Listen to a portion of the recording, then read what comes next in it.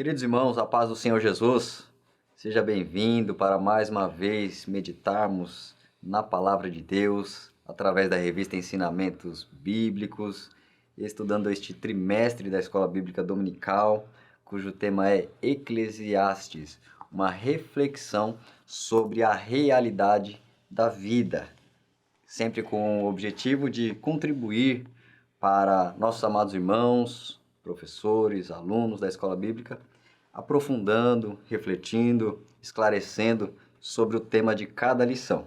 E hoje tenho o privilégio de estar acompanhado com o nosso amado irmão Neemias, da congregação de Parque Selecta, ali de São Bernardo do Campo. A paz do Senhor Jesus, querido. Amém. Paz de Cristo, pastor Éden. Em primeiro lugar, eu quero agradecer a Deus pela confiança e por esse momento que Ele nos proporciona. Quero também cumprimentar cada internauta com a paz do Senhor. Que Deus seja louvado pela vida de todos vocês e o nosso objetivo é crescer na graça e no conhecimento de Cristo, para a glória de Deus. Abordaremos a lição de número 6, cujo título é Valores Preciosos, baseado em Eclesiastes, capítulo de número 5. Inclusive, para refletir, a mensagem é: a maior riqueza que uma pessoa possui não é o dinheiro, são seus valores. Adentraremos em alguns pontos ressaltados pelo pregador, pelo rei de Israel nas suas observações, lembrando que estamos observando e estudando este livro de Eclesiastes, cujo o foco dele é apresentar as reflexões, os questionamentos do pregador, do rei de Israel, buscando compreender, entender qual o sentido da vida, qual é a razão de ser, de existir, nessa busca, nesse pensar que ele atravessa esse livro, onde a gente vê um método que ele faz, questionando, perguntando, e ele vai por um ciclo de questionamentos: o que é que faz sentido? Isso é vão? Isso é inútil? E pergunta, observa, e através das observações e em alguns casos de próprias experiências, ele vai chegando a conclusões, né? Então ele observa, ele avalia para chegar em conclusões. É um livro onde ele está trazendo esses questionamentos, e hoje, nesse capítulo 5, veremos sobre valores, algo que nosso Deus ele é perfeito, maravilhoso, tem valores sublimes, belos, eternos, em contraste a este mundo, que corrompe valores, corrompe a beleza e a preciosidade daquilo que é agradável a Deus. Então, uma oposição tamanha, drástica. E nós observaremos alguns desses valores, onde o sábio pregador está conduzindo os seus ouvintes ou leitores a chegar depois em alguma conclusão. Alguns enxergam como Eclesiastes um livro meio amargo, pessimista, né? Eu já vejo diferente, eu vejo alguém que, para pensar, ele tem que questionar, tem que pôr à prova alguns pensamentos, se é válido ou não, e essa visão de baixo do sol realmente ela é um fator que faz as coisas não parecerem muito sentido, né? Fora da percepção segundo a ótica divina, olhando do sol, do céu para baixo, é sempre incompleta. Então, nós vemos que ele realmente está argumentando, está fazendo pensar. Então, não vejo algo pessimista, mas um pensador. Quanto mais aprofundando e questionando, melhor será o resultado dessa investigação, né? Então, nós vamos já avançar aqui nos pontos abordados pela lição. Nosso irmão Neemias. Amém. Nas minhas considerações iniciais, eu gostaria de ressaltar novamente essa frase que o amado pastor leu para refletir, que diz assim: a maior riqueza que uma pessoa possui não é o dinheiro, são os seus valores. E é interessante esse ponto de reflexão, porque quando nós lemos o livro do Eclesiastes, nós estamos diante de um cenário complexo. Porque nós vemos um homem que ele se debruçou sobre um processo exaustivo e intenso, que é entender os processos e as dinâmicas existenciais dentro de uma perspectiva limitada e finita. Porque o que é o Eclesiastes? É a percepção de um observador finito dentro de uma realidade infinita. Porque, como disse Sir Isaac Newton, aquilo que nós sabemos é uma gota e o que nós ignoramos é um oceano. E é justamente por isso que se faz necessário entender que Jesus, ele é a nossa chave hermenêutica, ou seja, ele é a nossa chave de interpretação. Então, nesse ponto de reflexão, nós vemos que a maior riqueza que uma pessoa possui não é o dinheiro. Um certo homem disse que existem pessoas que são tão pobres que a única coisa que elas possuem é dinheiro. E nós temos que entender que existem coisas que têm valor, mas não têm preço. E qual é o exemplo bíblico que podemos destacar? Jó. Então, quando Deus ele vai dar testemunho dos valores de Jó, nós vemos que em momento nenhum a ênfase de Deus foi colocada nos 7.000 camelos, nas 7.000 ovelhas, nos 3.000 camelos, nas 500 juntas de bois, nos 500 jumentos, nem nos 10 filhos de Jó. A ênfase do testemunho divino foi colocada nos valores. Que valores? É um homem íntegro, sincero, temente, que se desvia do mal. Então, é de suma importância entender aquilo que tem valor diante do eterno. Porque, como o pastor frisou, nós vivemos em um mundo caído, onde a corrupção ela permeia todas as camadas da existência. E é nesse mundo caído que nós somos chamados à responsabilidade de desenvolver a cultura do reino e os valores do reino para a glória de Deus. E nosso Deus é tão atento a isso que fez questão de sempre ensinar o seu povo, seus valores. Não é apenas um seguir de uma forma religiosa, eu tenho que estar no ambiente de um culto ou tenho apenas que ir atrás, as pessoas andando atrás de Jesus. Não, era aprender, absorver todos os valores do reino. Jesus assentava e transmitia todos aqueles valores maravilhosos para que cada um recebesse, crescesse, tivesse uma nova perspectiva de vida. O próprio Deus, ao tirar um povo do deserto, da escravidão no Egito e trazê-los ao deserto, os trouxe orientações, instruções, mandamentos, e a gente observa que foi uma orientação para todos os níveis e esferas do viver. Orientações para relacionamentos, orientações para a família, valor à vida, valor à saúde, higiene, a educação dos filhos, a proteção contra os maus costumes dos povos vizinhos.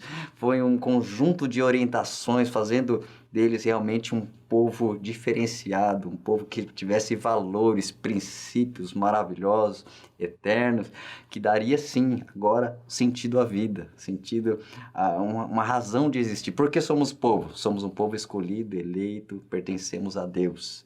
E um salvo também, para que eu existo? Agora eu existo para pertencer a Deus, para viver para a glória dele, para conhecê-lo, se relacionar com ele. Né?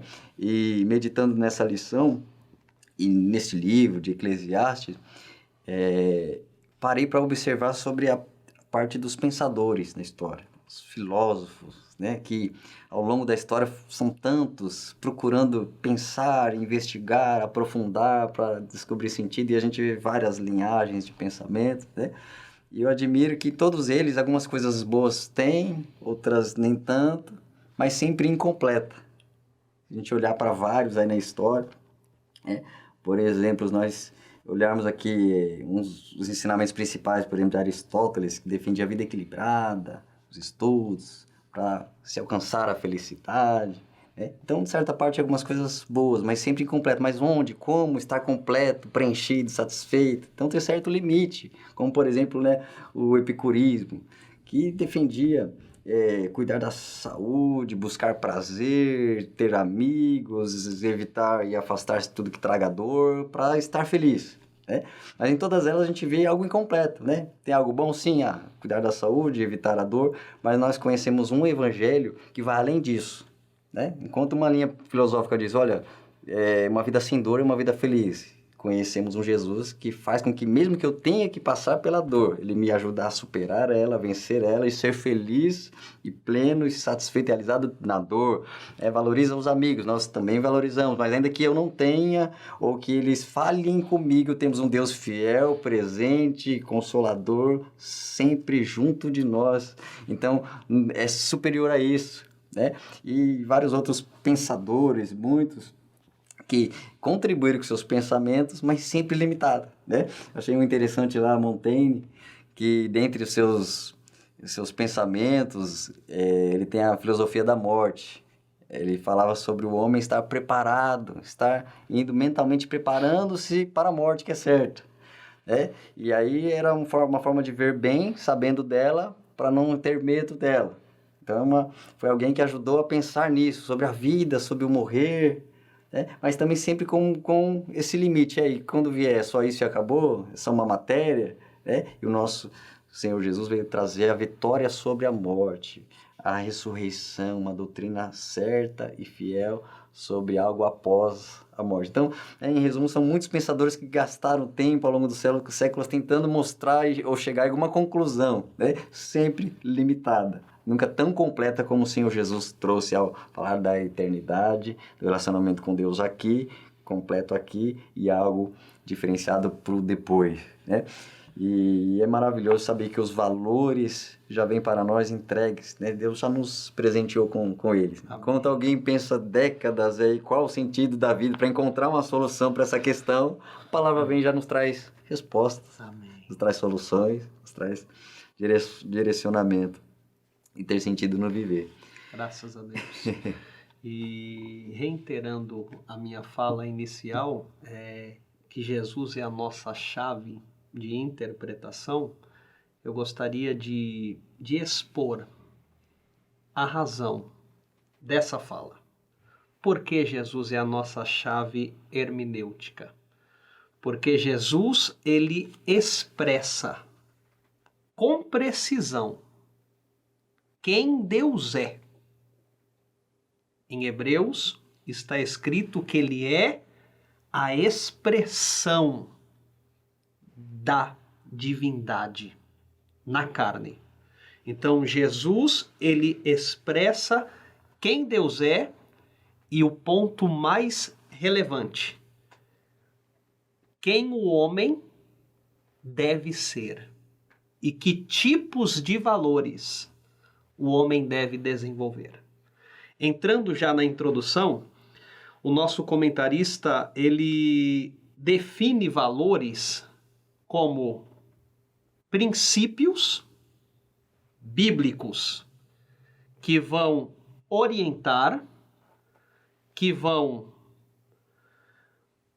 conduzir e que vão moldar a mente e, posteriormente, os comportamentos do indivíduo. Então, valores são diretrizes que vão configurando a mentalidade do homem para que ele desenvolva uma compreensão da cultura do céu. E é interessante que o que é mentalidade? Mentalidade é como se fosse as lentes que nós usamos para enxergar melhor. Então, existem várias mentalidades. E a mentalidade a qual nós estamos se referindo é uma mentalidade cristocêntrica. Uma mentalidade onde Deus é o centro. E é nessa observação do que acontece dentro do culto, dentro do contexto religioso que Salomão está direcionando o seu argumento. Porque é de suma importância para o cristão entender que o valor da adoração não está na expressão que é efetuada no levantar das mãos, no dar glória a Deus no culto, aleluia, Jesus é bom. Isso faz parte da adoração? Sim, isso é um sintoma, mas não é a causa. Porque a adoração, ela é um estilo de vida. Como disse Paulo à igreja de Corinto, quer comamos, quer bebamos, quer façamos qualquer outra coisa, tudo seja feito para a glória de Deus. Então nós não somos aqueles que fazem separação de dias. O domingo é o dia do Senhor porque nós aprendemos assim. O sábado é o dia do Senhor porque nós aprendemos assim. Existem as tradições, mas quando Jesus veio, não é um dia santo, todos os dias são santos. Não é uma atividade santa. Hoje eu vou para a escola, vou estudar, vou ter um momento ali de entretenimento, vou no cinema com a minha família, vou levar a esposa para jantar. Então, essa é uma atividade mundana e estar na igreja é uma atividade santa. Não. Para nós, todas as atividades são feitas para a glória de Deus. E é interessante a gente ressaltar isso porque a vida do cristão, ela é configurada através de valores. Então, valores são princípios. E esses princípios vão fazendo com que a gente se torne cada vez mais próximo do propósito para o qual Deus nos criou. Então, só reiterando isso, que os nossos irmãos e irmãs tenham essa consciência que quando nós falamos de valores, nós estamos falando de princípios. E esses princípios estão direcionando a nossa mentalidade e a nossa forma de sentir e de agir em todas as áreas. Amém? Amém. Glória a Jesus. Esse capítulo inicia com Salomão apresentando algumas diretrizes sobre a forma de relacionamento com Deus. No primeiro ele já vem e alerta sobre o ambiente de culto a Deus e adorar a Deus, dizendo, guarda o pé quando entrares na casa de Deus. Chegar-se para ouvir é melhor do que oferecer sacrifícios de tolos, pois não sabem que fazem mal. Então ele orienta aqui a prudência, ele orienta aqui esse relacionamento com Deus com cuidado, com cautela. Um pouco adiante, ele até explica, lá no finalzinho do 2, que ele diz, porque Deus está nos céus e tu na terra, portanto sejam poucas as tuas palavras. Olha, reconheça que você está diante de alguém perfeito, santo, excelso, magnífico, e você tão limitado, então cuidado, reverência, temor, respeito nesse relacionamento.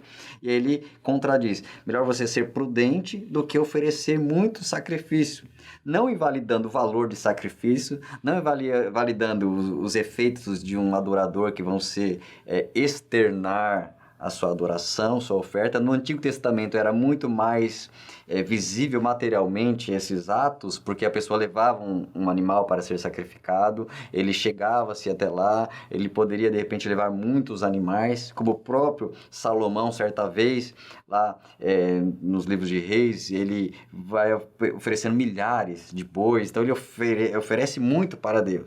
Então ele não invalida o sacrifício, mas ele alerta que mais do que oferecer um monte de sacrifício, é você ouvir, ou seja, diante do Altíssimo é melhor absorver as coisas divinas, absorver tudo que ele tem para nós, do que eu achar que eu vou me apresentar para Deus, que eu tenho mais para dar para Deus do que ele para mim, ou de que, de alguma forma, eu queira impressionar, eu queira mostrar para Deus algo mais do que eu sou, porque entra em diversas esferas. Eu mostro que eu não sou, então é uma hipocrisia, um fingimento, uma máscara onde eu apresento algo que na realidade eu não sou. Quando eu digo algo que não é verdade do meu coração, uma mentira. Eu tenho algo, mas digo outra coisa. Então entra na mentira. E se eu quero dar muitas coisas em troca de algo, já entra numa troca, numa barganha, querer comprar Deus. Deus, eu estou aqui te entregando um monte de coisa, mas na verdade o que eu quero é tal coisa. Então, muito cuidado com isso.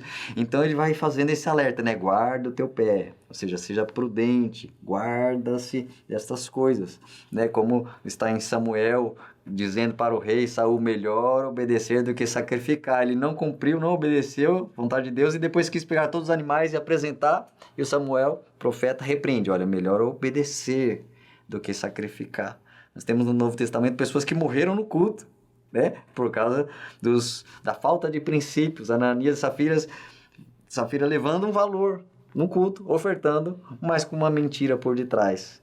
Com um desejo de aparecer para os demais, uma vanglória, uma maneira de querer se destacar, em vez de ser algo discreto. Então a gente vê que alguns erraram, tropeçaram, às vezes querendo fazer algo, não sendo a forma que Deus quer. O próprio Davi foi querer buscar a arca, não traga a arca, eu quero trazer, vou mandar buscar a arca, eu quero a arca aqui, eu vou fazer algo para Deus, mas da forma errada, sem ser pelos sacerdotes, usou um carro de bois, e aquilo trouxe morte, trouxe prejuízo, até ele entender que era melhor obedecer exatamente o que Deus quer, os princípios.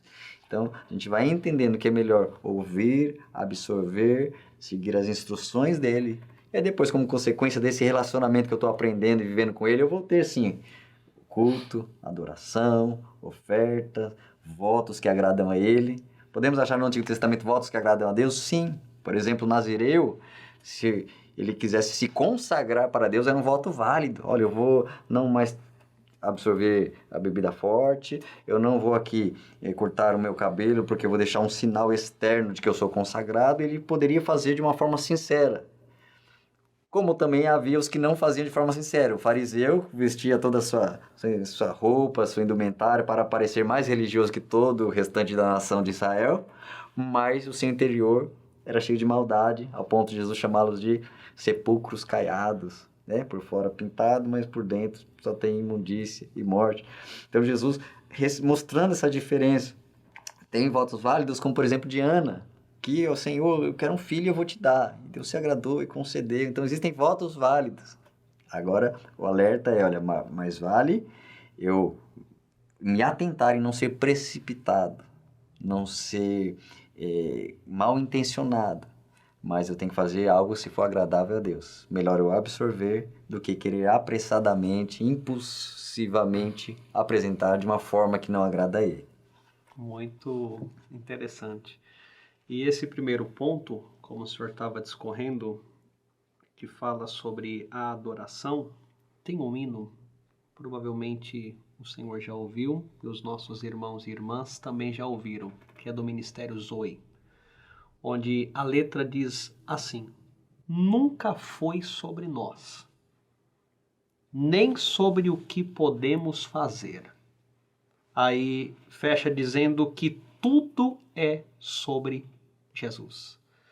E nesse ponto, Salomão ele está atento ao momento da adoração. E onde surgiu o estabelecimento do sacrifício de animais como ofertas de reconciliação, de adoração e de outras coisas mais que foram especificadas no livro de Levítico. Qual foi o primeiro animal sacrificado na Bíblia? É interessante que se nós formos para o Gênesis, nós vamos entender que no sacrifício já havia uma mensagem de reconciliação. Porque quando o primeiro casal tenta tecer uma vestimenta para esconder a sua vergonha, aquela vestimenta não foi agradável. Porque tudo que vem de baixo não agrada quem está em cima, que é Deus. Então é por isso que quando o véu do templo se rasgou, ele se rasgou de alto a baixo? Ou de baixo para cima? De alto para baixo. Então começou de cima para baixo, porque era Deus que estava rachando e estava abrindo o caminho para a adoração. Então, é interessante que quando Deus faz com que o casal esteja vestido com uma roupa não de folha, mas de pele. E a mensagem explícita é que um animal inocente morreu para que o casal culpado fosse coberto. E é interessante que a morte do animal inocente para cobrir o casal culpado já era um dedo apontando para a vinda de Cristo. Em Apocalipse 13:8 diz que Jesus é o cordeiro que foi morto desde a fundação do mundo. Quando Jesus estava indo, João Batista olhou para os seus discípulos e disse: eis aí o cordeiro de Deus que tira o pecado do mundo. Então todos os sacrifícios que eram realizados na primeira aliança, os animais que eram sacrificados, todos eles apontavam para o sacrifício perfeito de Cristo. Só que o que Salomão está vendo aqui no capítulo 5? Para ele abrir com essa frase de impacto: guarda o pé quando adentrares a casa do Eterno. Quando Salomão diz guarda o teu pé, é uma referência a um cuidado e a uma observação minuciosa e diligente da nossa conduta, dos nossos procedimentos, das nossas intenções e motivações, porque pés na Bíblia é uma referência à conduta. Então Salomão está dizendo, presta atenção, fica esperto, fica atento, porque você está entrando numa dimensão intensa, densa e perigosa. Porque se você não tiver consciência do que está sendo feito aqui, Deus pode te matar. Você pode ser destruído porque Deus vai tê-lo como tolo. E o pastor citou um exemplo que estava na minha mente. Porque Davi estava empolgado. Vamos trazer a presença de Deus de novo. Ficou anos afastada de nós. Vamos trazer. Só que não é emocionalismo, sensacionalismo e sentimentalismo. É princípio. É valor. Então não se pode entrar diante de um Deus santo de qualquer maneira. E é justamente por isso que Salomão está dizendo, fica atento.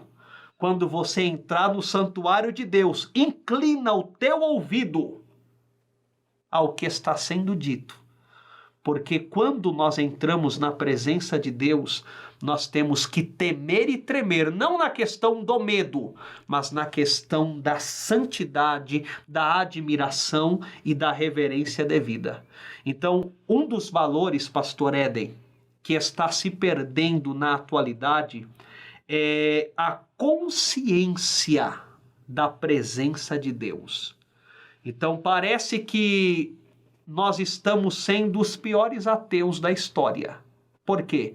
Porque nós estamos professando fé em Deus com os nossos lábios, mas estamos negando a existência de Deus com as nossas obras e até mesmo nas nossas adorações. Fechando rapidamente aqui, meu pastor, com a sua permissão, eu gostaria de destacar nesse primeiro tópico mesmo, que todos os sacrifícios de animais, eles foram abolidos, porque o sacrifício perfeito foi apresentado em Cristo e no seu corpo, e através do seu corpo foi aberto um novo e um vivo caminho.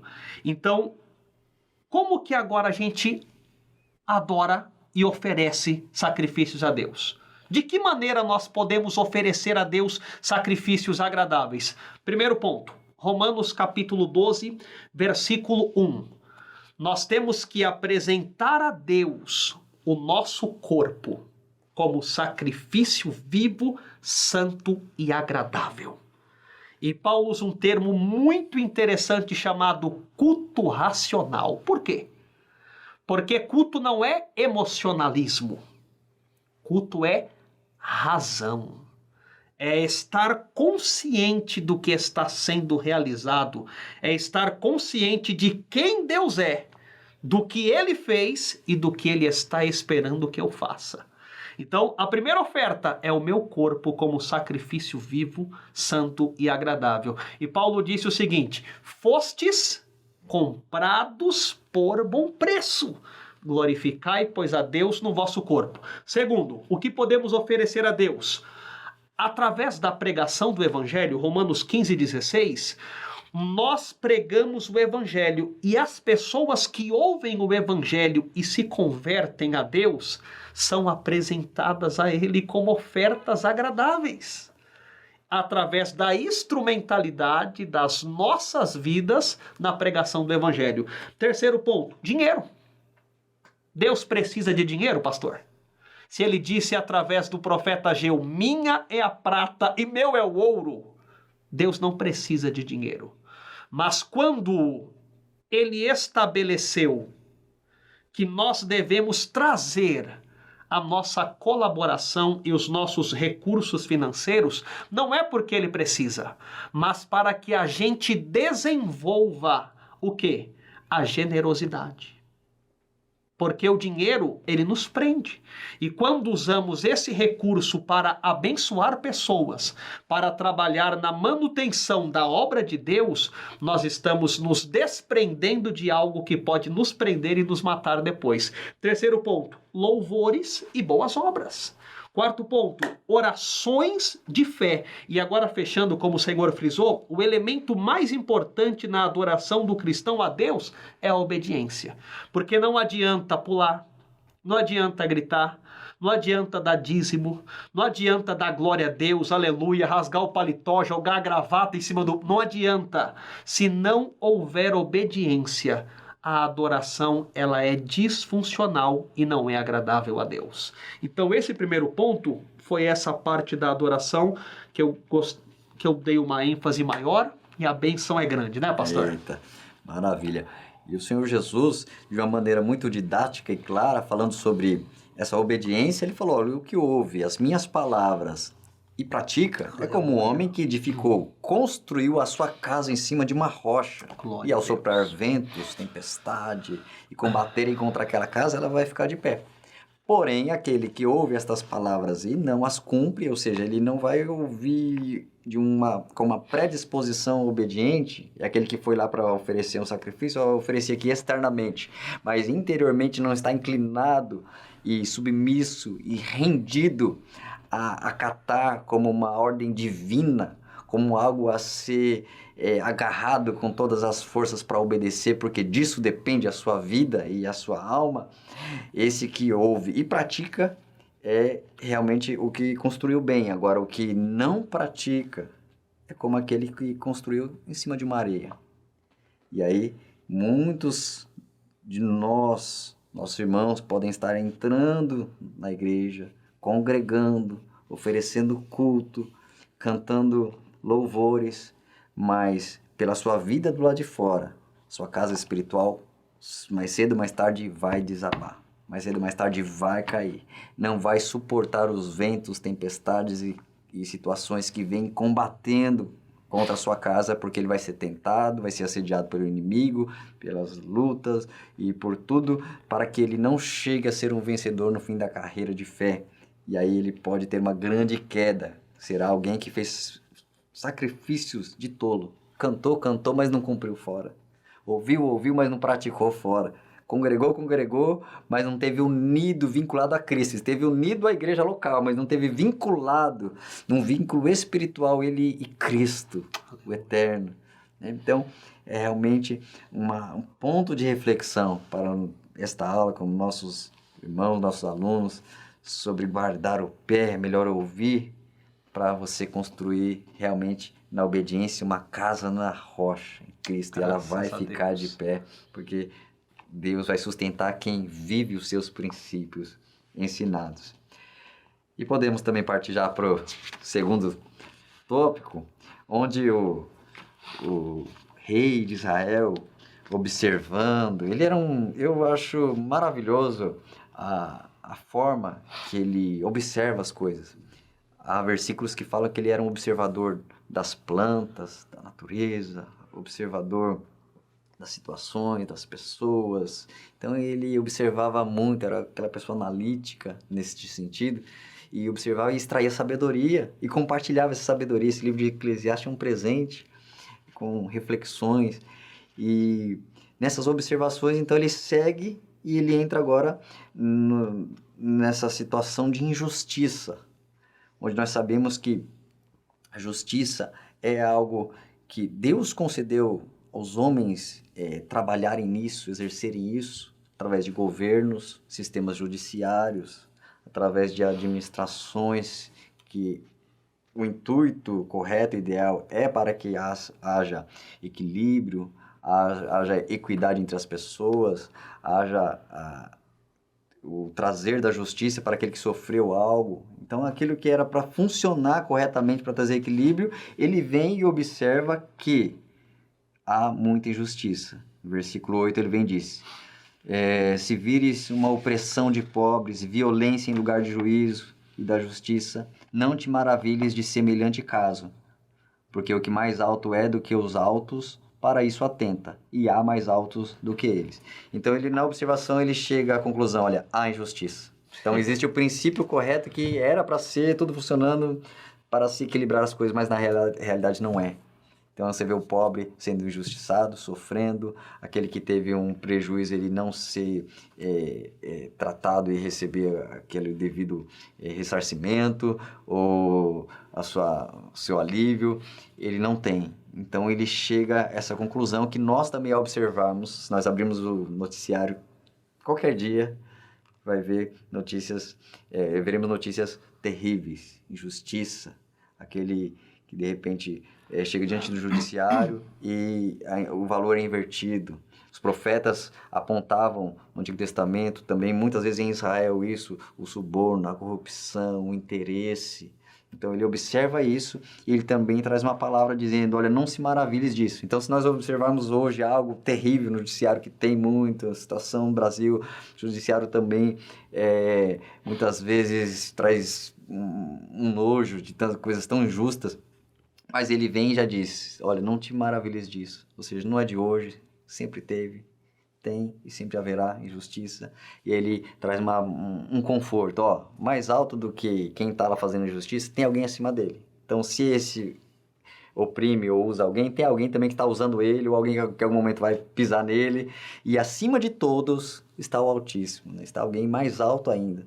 Isso nos remete a trazer o pensamento, entendimento para também o Eterno, que há de julgar, há de tratar com justiça, há de tratar tudo, tem tudo diante dele, tudo registrado, onde ele disse que cada palavra, por cada palavra seremos julgados, seremos tratados por isso. Então, o livro fala no final, ali em Apocalipse, livros das obras. E fala de um julgamento, fala do grande trono branco, onde pequenos e grandes serão trazidos para comparecer diante dele. Então ele clama aqui de uma situação de injustiça, mas nós entendemos que o Eterno é o justo juiz de todo o universo e que um dia há de trazer à luz todas as coisas, nada ficará oculto, lá não haverá suborno, lá não haverá como convencer ou argumentar a plena verdade, a plena justiça. Nosso Deus, um dos seus atributos eternos é a justiça. E ele vai exercer no seu universo criado. Ele é o sustentador disso, que vai colocar tudo isso em ordem e equilíbrio. Há um momento de desequilíbrio nessa humanidade decaída, mas ele há de julgar tudo. Após aí novos céus, nova terra, ele há de colocar tudo em equilíbrio novamente. Ele há de julgar Amém. isso. Glória a Deus. Partindo do seu argumento sobre a questão da injustiça permear todas as camadas sociais, política, religiosa e por aí vai. A injustiça, ela está em todo lugar. Mas, já no tópico 2, como o senhor mesmo já introduziu, nós podemos entender que a injustiça, a maldade, a perversidade e a malignidade são frutos do valor que nós estamos perdendo em relação ao nosso próximo. Que valor é esse? O amor ao próximo. Então hoje, as pessoas têm uma frase que eu gosto muito, que ela diz assim: elas querem te ver bem, mas elas não querem te ver melhor do que elas. Então, me parece que as pessoas foram tomadas por um sentimento tão nocivo e destrutivo de se apropriar do outro de uma maneira tão abusiva e opressora, que elas perderam a consciência de que nós fomos criados, como diz Gênesis 1, 26 e 27, a imagem e semelhança de Deus. O primeiro ponto que nós precisamos resgatar é que todo ser humano, independente de quem ele seja, onde esteja, ele carrega dentro de si um valor inato. Não é um valor que ele adquiriu, é um valor que já está lá. E que valor é esse? Ele é um portador de uma centelha divina. Porque quando Adão caiu, nós também caímos com ele. Mas quando Jesus veio, Jesus nos levantou como raça. E a imagem e a semelhança do Eterno voltou a ser refletida no nosso caráter. Mas o primeiro ponto que precisamos entender e resgatar o valor de que todo ser humano, ele é digno, porque foi criado à imagem e à semelhança de Deus. O segundo ponto que eu gostaria de dar ênfase, pastor, nós somos obrigados a gostar de todo mundo? Não, não somos. Mas somos convocados a amar. Indistintamente, independentemente. Então, Jesus não falou para eu ter sentimentos positivos em relação a todo mundo. Existem pessoas que você não vai gostar. E não é um problema. Mas você tem que amar. Porque o amor ágape, o amor propagado por Jesus, não é um amor que envolve sentimento. Não é um amor que envolve emoção. Quando eu era mais novo, pastor, eu quase entrei em surto lendo o evangelho onde Jesus falou: se o teu inimigo tiver fome, dá-lhe de comer. Se tiver sede, dá-lhe de beber. Se ele pedir para você andar 1 milha, ande 2. Eu falei, não tem cabimento Jesus dizer que eu tenho que ter sentimentos positivos em relação a uma pessoa que me fez mal. Só que eu entendi que o amor não é um sentimento, é um comportamento. É por isso que Jesus disse: um novo mandamento vos dou, que vos ameis uns aos outros. Jesus não está perguntando, você vai gostar? Não vai gostar? Tá bem? Tá mal? É para amar. E esse amor é comportamento, é obra, é prática. Então, esses valores em relação aos humanos estão sendo perdidos. Só que nós, como igreja, pastor Éden, somos convocados a resgatar essas perspectivas. Por que eu tenho que amar o meu semelhante? Por que eu tenho que amar o meu próximo? Primeiro, porque ele, assim como eu, foi criado à imagem e à semelhança de Deus. Segundo, eu tenho que amar porque Jesus morreu por ele, morreu por mim e morreu por todos nós. Terceiro, eu tenho que amá-lo, porque se eu não amá-lo, o meu discurso de fé é vazio. Em primeira epístola de João, capítulo 4, versículo 18, João diz o seguinte: não adianta você dizer que ama a Deus e não ama o seu irmão. Porque se você diz que ama a Deus, mas odeia o seu irmão, o seu discurso é mentiroso.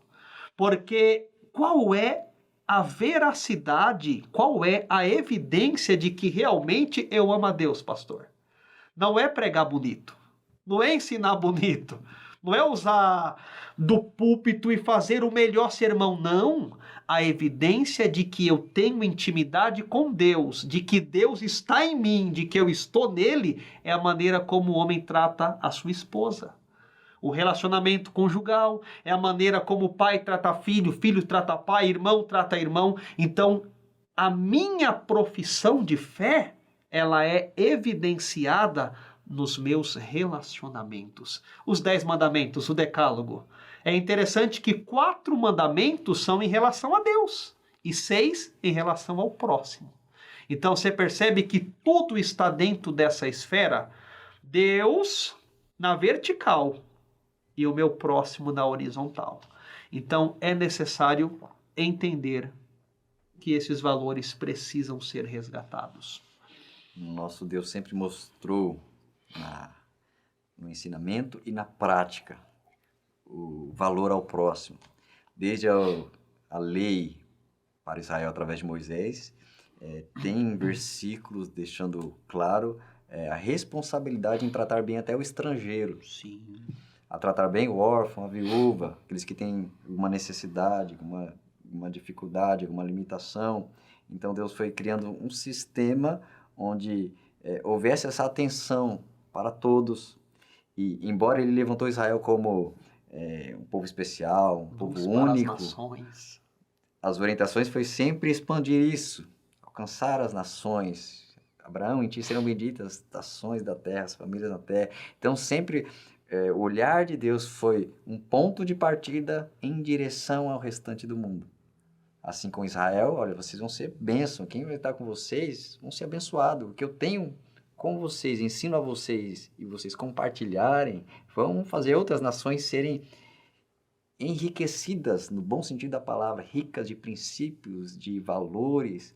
Tanto que é a nação que contribuiu para diversas áreas aí do Ocidente, ou de onde ela influenciou, através do seu sistema judiciário, seus valores familiares, valores de pureza, valores morais, sociais. Então, tantas áreas que Deus influencia. E aí atravessa-se os séculos, levanta a igreja e a ordem de novo vão para as nações. Aleluia. Vão a toda criatura, leva o meu evangelho. Então, Deus sempre está alcançando todos os povos. E aí qual é a etnia, a raça ou cultura que está lá do outro lado? Não importa. É amado por Deus, é um ser precioso para Deus, e Deus ele vai derrubando qualquer barreira. Olha, observa-se a vida de Jesus e vê ele surpreendendo. As pessoas ficavam surpresas, mas falando com uma mulher, pouco valorizada é a mulher, né, neste tempo, e ele está lá falando com mulher, samaritana, ele está lá, uma pecadora, vem todo mundo com pedras nas mãos, e ele olha diferente para ela, com um olhar de compreensão, um olhar de amor. Ele olha para os inimigos e ama os inimigos. E quem são esses inimigos de Deus? Nós, antes de crermos e recebermos Ele como Salvador, éramos inimigos, afastados, adversários de Deus, na nossa natureza que afrontava Deus, santidade e os princípios dele. Ele vem em direção a nós, amando. Então, o que ele nos manda fazer, primeiro ele fez, ele amou. Nós sendo um ser tão inferior, ele veio em nossa direção. Então, ele mostra isso, ele deixou os apóstolos surpresos. Mas como assim? Foi Deus que mandou você, Pedro, atravessar e ir lá na casa de Cornélio? Foi Deus que mandou. Não, mesmo assim precisa de um esclarecimento. Vem explicar ele, ó, eu não posso explicar muito, eu sei dizer o que aconteceu. Quando eu ministrei, eles creram, o Espírito Santo batizou todos eles. Então, só posso entender que Deus não faz acepção de pessoas. Aleluia. Então, Deus mostrando que não faz diferença. Raça, etnia, classe social, mas que Deus tem algo e tem um propósito e tem um sentido na existência de todos os seres humanos, surpreendendo todos. Quem é esse lunático num cemitério? Quem é esse? Não merece nem estar vivo, devia morrer. Diante de Jesus, não. Ele transforma, liberta e envia como um missionário, como um pregador da sua palavra. Ele vai fazendo assim, diante de todos aqueles que se achegam a Ele. Ele mostra um novo valor, sentido na vida. Podemos partir para o próximo ponto? Com certeza. O próximo ponto que o pregador vai discorrendo, ele chega num assunto tão incluído em nosso dia a dia, né? As finanças, riquezas, dinheiro, né? Não tem como desassociar isso. Minha vida espiritual é uma coisa e minha vida material é outra. Não, está interligado e faz parte do nosso sentido também de viver. E aí, qual é o sentido de viver? Alguns pensam, eu ter bens e riqueza, eu vou conquistar e lutar e desgastar minha vida inteira em busca daquilo. E aí, será que esse é o sentido? O próprio Salomão fala das suas realizações, das suas construções, suas riquezas, tudo que ele acumulou. E alguns pensamentos dele foi, pode ficar para um filho que perde tudo. Pode ficar para alguém que não vai ser sábio.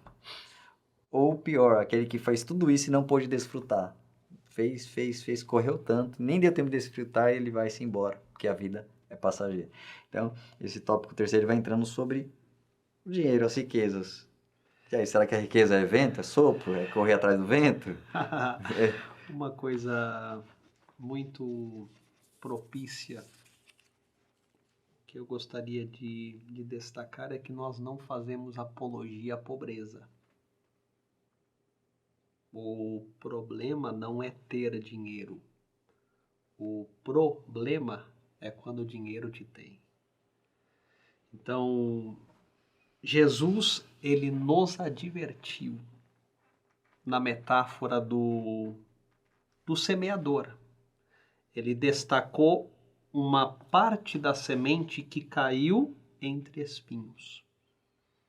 E quando ele explicou a metáfora, ele disse o seguinte, que mesmo entre os espinhos, a semente germinou e cresceu. Só que quando ela cresceu, ela foi sufocada, ou seja, ela se tornou infrutífera por causa da asfixia dos espinhos. Aí o que Jesus explicou para eles na prática? Que o que sufoca, o que impede a mensagem do reino de causar impacto, de se expandir e de fazer com que nós produzamos frutos. Jesus explicou os prazeres da vida, as seduções das riquezas e os cuidados. São coisas que vão nos tornando completamente infrutíferos. Então, quando Salomão está falando sobre a futilidade das riquezas, ele está mostrando para nós que, por mais que seja bom você ter segurança, ter estabilidade, ter recursos, no coração do homem existe um vazio que não pode ser preenchido pelos bens materiais. Não pode ser preenchido pelo carro, por uma viagem para Dubai, pelos recursos ilimitados na sua conta bancária. Porque o vazio que há no coração do homem só pode ser preenchido por Deus. E é interessante que quando Jesus ele está falando sobre a questão da fidelidade, ele está dizendo o seguinte, você não pode servir a Deus e as riquezas. Então perceba a seriedade com a qual Jesus está tratando esse tópico. Porque ele está colocando as riquezas em um status de divindade. Está dizendo, olha, Mamon é um Deus que vai querer a sua submissão. E o problema é que quando nós não entendemos que o recurso financeiro é para que a gente empregue no reino e para o auxílio da humanidade, nós começamos a desenvolver aquela mentalidade disfuncional do ter. E Salomão falou que os olhos nunca se fartam. Quanto mais o homem tem, mais ele quer. E a cobiça é uma coisa terrível. Porque, perceba, o homem que não tem muito recurso financeiro trabalha o dia inteiro, chega em casa e ele dorme. Porque sabe que amanhã tem mais. Agora, a pessoa que tem muito dinheiro, na grande maioria das vezes, não vou generalizar, é claro, não consegue dormir. Preocupada com investimento, preocupada em perder recurso, em perder títulos, em perder o que tem. Só que Jesus está falando o seguinte, olha, tome cuidado para que as riquezas não possuam o vosso coração, porque a vida de um homem não se consiste no que ele tem, mas sim em quem ele é, em Deus. E só para fechar aqui, meu pastor, Salomão ele fala sobre alguns mitos que o dinheiro gerou. Primeiro mito, o dinheiro traz satisfação. Segundo mito, o dinheiro resolve todos os problemas. Terceiro mito, a riqueza traz paz de espírito. Quarto mito, a riqueza da segurança. O dinheiro traz satisfação? Pode tornar sua vida bem melhor. Isso sem sombra de dúvida. Mas existe uma necessidade. Porque o ser humano ele não é apenas matéria. Ele tem uma alma. Ele tem um espírito. E aqui entra a questão do equilíbrio. Não adianta ter tudo e não ter o essencial. Segundo ponto, o dinheiro resolve todos os problemas? Não, não resolve. Porque o dinheiro pode comprar a cama, mas não pode comprar o sono. O dinheiro pode comprar comida, mas não pode comprar o apetite. O dinheiro pode comprar o sexo, mas não pode comprar o amor. Porque aquilo que nos é dado gratuitamente pelo bom Criador não é comprado. E o próximo ponto, a riqueza da segurança pode até te dar uma certa estabilidade, mas a segurança ela não vem dos fatores externos, ela vem da confiança que nós temos em Deus. E aqui eu encerro as minhas considerações do terceiro ponto e Deus seja louvado, pastor Eben. Maravilha, muito bem explanado a parte e reflexão sobre os mitos da riqueza, algo que o comentarista citou como futilidade, ou seja, tudo aquilo que há de valores monetários no mundo são tão limitados diante do que é desfrutar de uma vida bendita em Deus, que é totalmente diferente. Ser abençoado por Deus, ser bendito por Deus.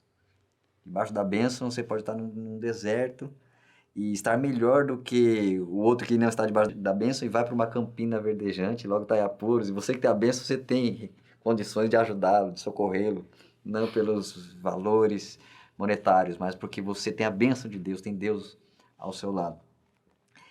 E um cuidado o dinheiro tem que ser um servo na sua mão para ser usado, né? E não ser um Deus, um D minúsculo, para ser adorado, para ser reverenciado como acima de tudo, como prioridade na vida. O Senhor Jesus disse, buscar primeiro o reino de Deus, a sua justiça, as demais são acrescentadas, ou seja, minha prioridade é o reino. As outras, ele acrescenta, a minha parte eu faço, o que compete a nós fazemos, que é o nosso trabalho, e tudo que fizermos uma reflexão sobre o dinheiro também envolve o trabalho. Nós temos um sentido no que fizermos. Olha, eu faço algo que é para um bem da sociedade. O outro usa os seus talentos e capacitações na certeza de que ele está contribuindo para o seu próximo, seja qual for a área. Desde aquele que seja, por exemplo, na área da saúde, ele está fazendo bem para as pessoas. Aquele que é um economista, ele está ajudando as outras pessoas na sua área de administração, ou um serviço que você presta, você está construindo a sociedade, construindo com a contribuição do seu conhecimento tecnológico, por exemplo, seja qual for a área, você está contribuindo. Ou seja, o sentido é eu não correr atrás do dinheiro, é eu servir com o que Deus me permitiu exercer, conhecer, saber, ter de capacidade, habilidade, usando sempre para a glória dele, sendo uma bênção onde estiver inserido, sendo servo de Deus, honrado, de princípios e valores. E podemos fazer a nossa parte em desejar até certo limite com equilíbrio? Sim. E aí o cuidado é até onde vai essa busca, não ser algo desenfreado, não ser uma busca irracional, não ser uma busca desenfreada, passando acima de tudo, de todos e ultrapassando limites de valores para obter aquilo. Não, prefere rejeitar, prefere abrir mão. Tanto que Deus, em alguns momentos na palavra, pede o primeiro para Ele justamente para nos prevenir, nos curar de muitas coisas. Cidade invadida, a primeira, Ele oferece para mim, vocês não pegam nada. Primeiro é para Deus. Lá em Israel, todo animal que nascia, o primogênito, primeiro, para Deus. depois os outros são seus, mas o primeiro, entrega. Para aprender o princípio de que tudo pertence a ele, tudo vem dele, tudo é dado por ele. O seu filho primeiro era consagrado a Deus, o primogênito. Então, sempre a primazia para Deus, para que nós estivéssemos prevenidos com esse antídoto de que tudo pertence a ele, é dado, concedido para ser administrado, porque ele permitiu. Graças a Deus. Então, uma grande lição que nós vemos na vida do apóstolo Paulo também é o contentamento, quando ele fala lá em Filipenses, quando ele fala, aprendi a contentar-me em qualquer situação, se é estar abatido, ter abundância, estou em toda maneira, em todas as coisas estou instruído, ter fartura ou fome, uma abundância como uma necessidade, eu posso todas as coisas naquele que me fortalece. Então o apóstolo Paulo sabia viver, se faltasse, ele estava bem com Deus da mesma forma. Então ele não se corrompia por uma falta de valores e nem se comparava aos outros, como Asaf, que quase se desviou, mas depois ao entrar no templo e contemplar e pensar no final, ele enxergou que, ainda que parecia injusto o outro ter muito, era ímpio ter muito e estar bem, ele aparentemente era temporário, que ele estava numa posição inferior. O que importava é ele lembrar e reconhecer que Deus tinha o melhor adiante. E nessa busca, devemos vigiar nossos pensamentos, que nós acreditamos como verdade. Podemos, por exemplo, na área de dinheiro, ouvir um coaching e ter algumas dicas, instruções financeiras? Sim. Mas vou deixar de lado a palavra e ouvir incessantemente esse coaching e ter como depois esses princípios como tão vibrantes na minha vida que eu coloco isso acima de tudo e a palavra vai ficando de lado, eu estou me alimentando só daquele foco e aquela busca financeira. Então é uma vigilância. Eu posso receber dicas, instruções e até melhorar de vida, mas isso é segundo plano. Primeiro é a instrução da palavra. Se algum momento chocar o que eu aprendo aí de crescimento pessoal e o que eu aprendo de crescimento de servo de Deus, então primeiro as coisas de Deus e as outras ficam em segundo, ficam abaixo. Então esse cuidado para não deixar a inversão dos valores acontecerem em nossa vida. E aí dos versículos 10 em diante ele vai desfazendo esses mitos, né? que já foram bem citados, dos 10 em diante, ele vai mostrando tudo isso e alguns alertas que ele faz, né, do descanso do trabalhador, alguns alertas que ele faz sobre a nunca estar farto. Quem quer muito, logo ele olha e fala, não, eu tenho um melhor, daqui a pouco surge outro melhor ainda, ele quer aquele, eu tenho um melhor carro, daqui a pouco tem outro melhor ainda, ele tem a melhor casa, logo ele quer outra, e nunca se farta, ou seja, é incansável, uma busca uma corrida de ratos, cansativa, uma busca incessante, que não chega a lugar nenhum. E o principal que eu vejo aqui no final desse capítulo é a coisa boa. Depois de enxergar tanta coisa ruim, ruim na adoração a Deus, ruim em relação à injustiça e tratamento com o próximo, ele vem e chega, olha, eu vi uma coisa boa. Comer, beber, gozar, cada um do bem do seu trabalho, com que afligiu a sua vida debaixo do sol, que Deus lhe deu. Essa é a sua porção. Quanto ao homem a quem Deus deu riquezas, fazenda, e deu poder para delas comer e tomar a sua porção e gozar do seu trabalho, isso é dom de Deus, ou seja, as permissões de Deus. Trabalhou, se esforçou, fez a sua parte, está desfrutando de algo? Então, se alegre, agradeça, tenha contentamento nisso, agradeça a Deus, desfrute. Então, ter dias de alegria com seus queridos, seus amados, seus próximos, sua família, isso é um presente de Deus a ser desfrutado. Senão você atravessa a sua vida, não desfruta isso e termina dias infelizes, olhando para o retrovisor da história e não encontrar dias de satisfação, boas memórias gravadas para completar o poema da sua vida. E muitas vezes ele olha e fala, corri e não deixei nada, perdi. Agora meu maior peso é não ter desfrutado, gostaria de voltar e não posso voltar mais. Então, esse conselho do sábio é, olha, eu estou observando, tudo não faz sentido, mas agora estou vendo já uma coisa, começou uma luz ali, abrir a visão do pregador, olha, vale a pena desfrutar do que Deus te permite. Não é aquilo que você correu, virou idolatria, isso é maldição. Agora, aquilo que é benção debaixo de uma vida equilibrada, no temor a Deus e veio para você, é bênção, desfrute, se alegre com as pessoas ao seu lado. Essa é a porção que Deus está te dando debaixo do sol neste momento. Amém. Uma consideração final para finalizar? Só gostaria de fechar com uma frase de um certo homem que disse assim: as pessoas gastam a sua saúde para obter dinheiro. Depois usam deste mesmo dinheiro para obter saúde. Vivem como se nunca fossem morrer. Morrem como se nunca tivessem vivido. Que possamos seguir o conselho do rei Salomão e possamos encontrar o caminho do contentamento. Ao invés de reclamar do que não temos, vamos passar a agradecer o que temos, para a glória de Deus. Obrigado, pastor Éden, irmão Shiva. Deus abençoe. Shiva, não, é Jiba. Shiva é um deus indiano, né? Irmão Jiba. Deus seja louvado. Bem, queridos, agradecemos por este momento. Deus continue abençoando, irmão Neemias. Deus continue te abençoando, querido, amado professor, aluno da Escola Bíblica. Você tem uma aula proveitosa, contribua aí para enriquecimento em sabedoria para todos os irmãos. Deus continue te abençoando em nome do Senhor Jesus.